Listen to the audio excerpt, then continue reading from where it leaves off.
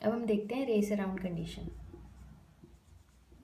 Race around condition arise होती है जे के फ्लिप फ्लॉप में, ठीक है। जब जे की वैल्यू, जब हमारे पास इनपुट जे और के की वैल्यू दोनों की क्या होती है, 1 होती है, उस टाइम ये कंडीशन अराइज होगी, ठीक है।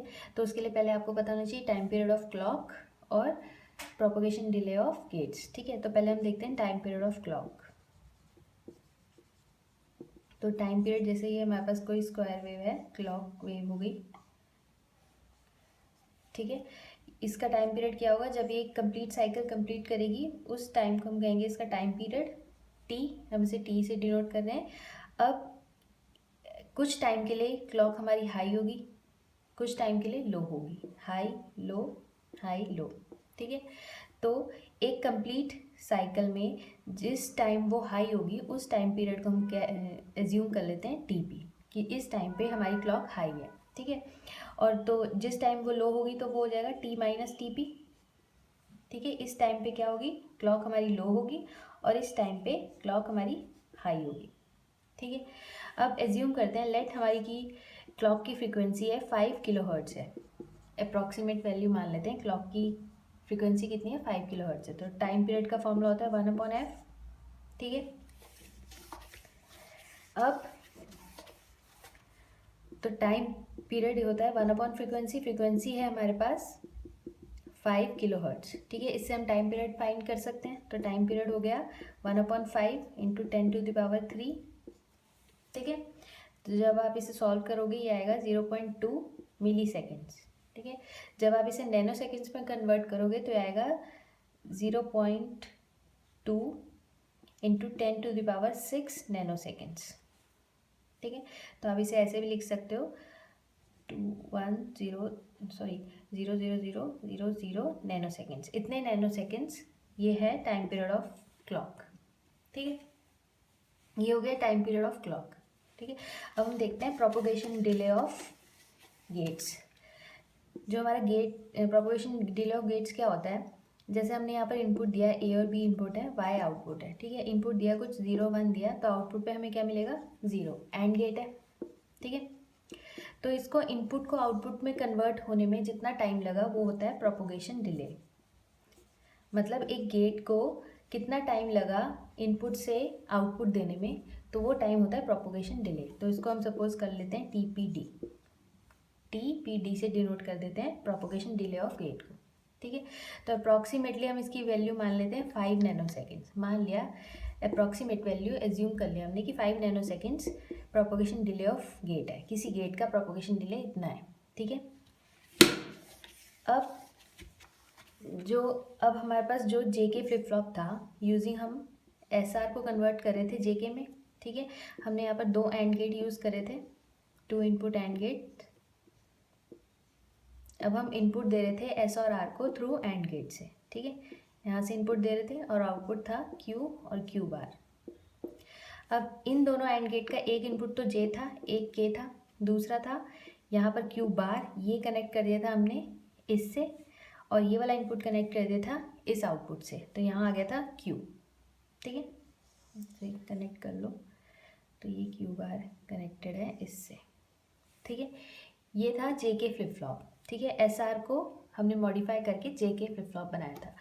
इसमें क्योंकि एस आर में क्या कंडीशन थी, S equals to R equals to जब 1 आ रहा था उस टाइम पे ये प्रोहिबिटेड कंडीशन थी, क्योंकि क्यू और क्यू बार दोनों की वैल्यू क्या आ रही थी, 1, जो कि नॉट पॉसिबल है, ठीक है।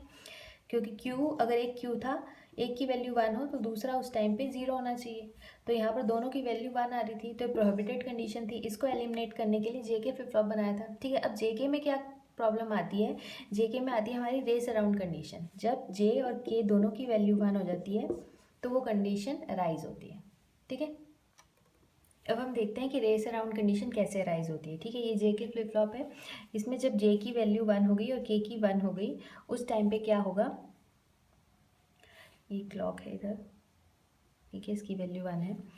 अब प्रीवियस वैल्यू मान लिया यहाँ पर 1 थी और यहाँ 0 थी, क्यू की वैल्यू 1 मान लिया हमने प्रीवियसली, तो क्यू हो गया हमारे पास यहाँ पर 1 और क्यू बार हो गया 0। अब जे की वैल्यू क्या है, 1 1, के की वैल्यू भी 1 है, ठीक है। इस टाइम पे क्या आउटपुट होगा, इस एंड गेट के लिए ये इनपुट है 0 1, तो आउटपुट पे हमें मिला 0, इसके लिए 1 1 है तो इसके लिए आउटपुट मिला 1, ठीक है।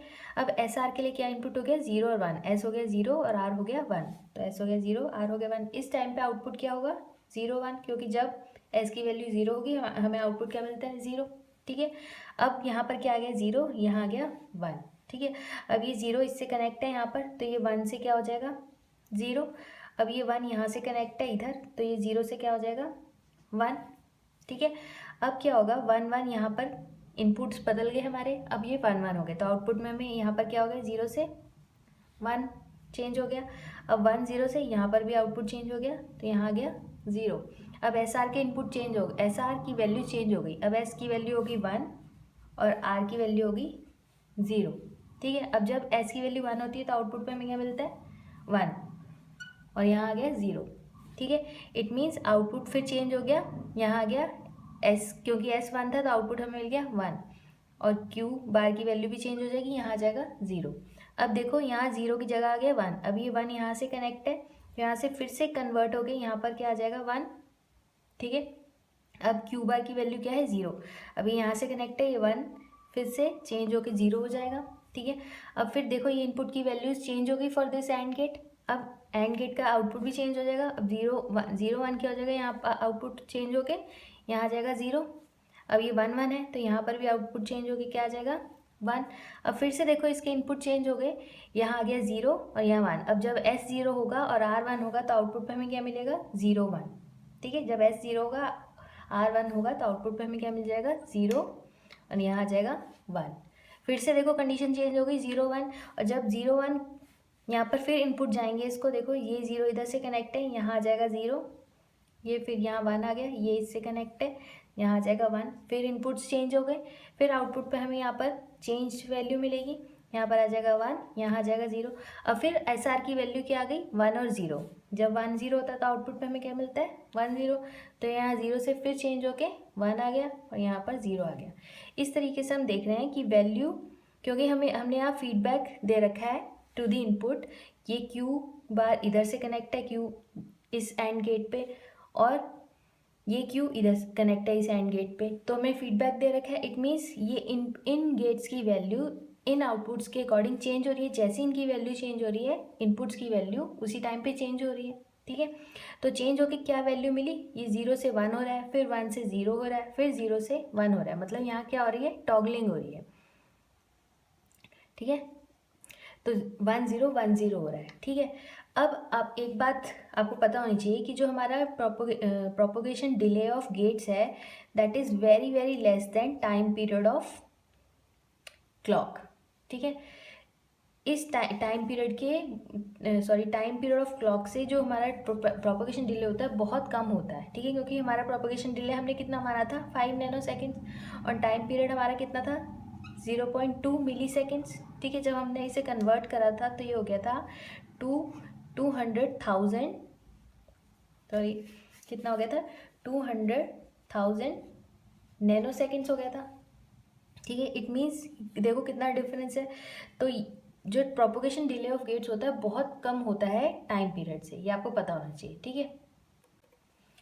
अब देखो यहाँ पर कितने गेट्स हैं, एक ये गेट हो गया। अब एस आर में आपके पास 2 NAND गेट्स हैं, ठीक है, और एक ये हमारे पास एंड गेट हो गया, तो हमारे पास टोटल कितने गेट हो गए, 3 गेट्स हो गए। तो 3 गेट्स का प्रोपोगेशन डिले कितना हो जाएगा, अगर हमने अप्रॉक्सीमेट सपोज एज्यूम्ड वैल्यू मान ली 5 नैनो सेकेंड्स, तो 3 की कितनी हो जाएगी, 5 × 3 15 नैनो सेकेंड्स, इतने हो जाएंगे, ठीक है। और जो हमारा टाइम पीरियड है वो था 200,000 नैनो सेकेंड्स था, ठीक है। अगर हम TP भी फाइंड कर लें कि जिस टाइम पे वो हमारी क्लॉक हाई है, तो वो था T/2 था, ठीक है। अब TP जो हो जाएगा हमारा, इसको अगर हम हाफ कर दें तो हाफ वैल्यू क्या आ जाएगी इसकी, 100,000 नैनो सेकेंड्स। वो वैल्यू भी देखो कितनी बड़ी है इससे, ठीक है। अब देखो हमारे पास जो क्लॉक थी वो ऐसी थी। अब ये जो टाइम था हमारे पास TP, ये है हमारे पास 100,000 नैनो सेकेंड्स, ठीक है।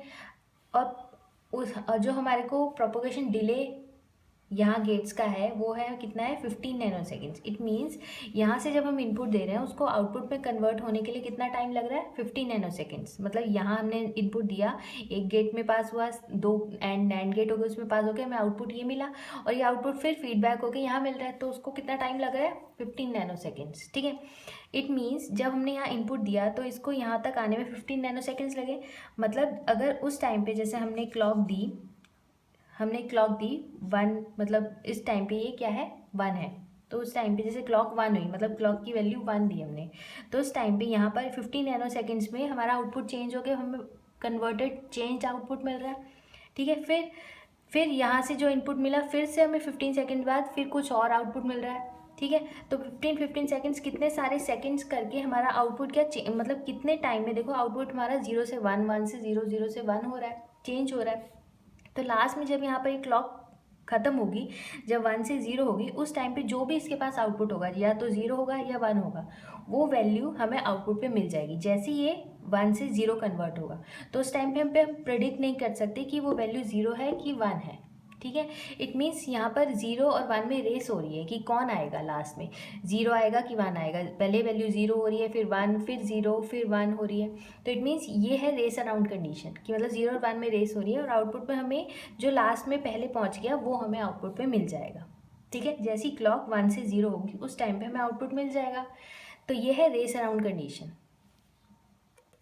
अब रेस अराउंड कंडीशन को एलिमिनेट करने के लिए हम ये कर सकते हैं कि अगर प्रोपोगेशन डिले अगर हमारा बड़ा हो टी पी से, तो ये कंडीशन एलिमिनेट हो सकती है, बट ये पॉसिबल नहीं है। ठीक है, तो इसको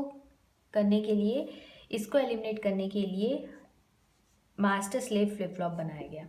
ठीक है, तो हम नेक्स्ट वीडियो में पढ़ेंगे कि मास्टर स्लेव फ्लिप फ्लॉप कैसे वर्क करता है।